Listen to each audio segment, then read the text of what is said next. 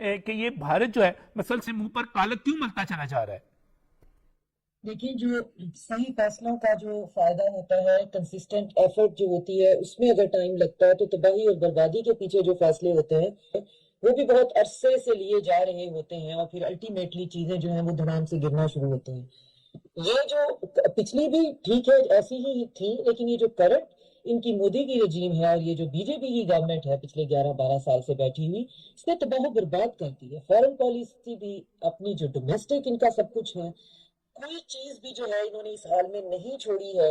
کہ جو ایران کو اپنے قدموں پہ کھڑے ہونے میں شاید اب زمانوں لگ جائیں۔ نہ اس کی کوئی ریپوٹیشن رہی ہے، اکانومی اس کی ویسے دگرگوں ہے، اور اب جو اس کی ریجن کے اندر جو اس کی مداخلت ہے، خاص طور پہ پولیٹیکل جو پورا سسٹم ہے اس کے اندر مداخلت ہے،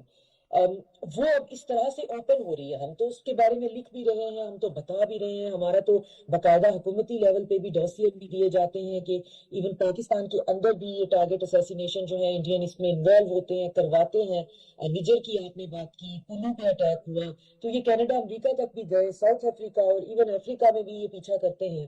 تو یہ ایک خاص طور پہ ایک عجیب سی امپیونٹی سمجھ مجھے لگتا ہے کہ شاید انجوائے کرنا شروع ہو گئے ہیں کہ ہم تو ایسا کرتے ہیں اور لوگ اب ہم سے ڈرنا شروع ہو گئے اور ہم اس کو کرتے چلے جائیں گے۔ ان کو یہ اندازہ نہیں ہے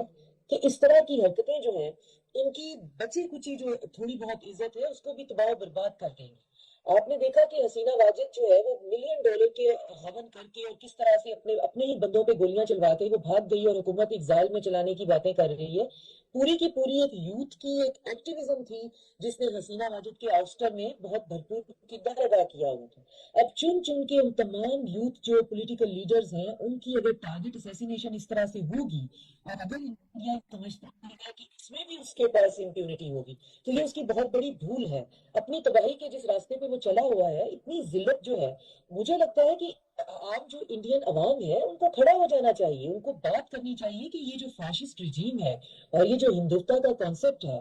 یہ ہمیں تباہ و برباد کر دے گا۔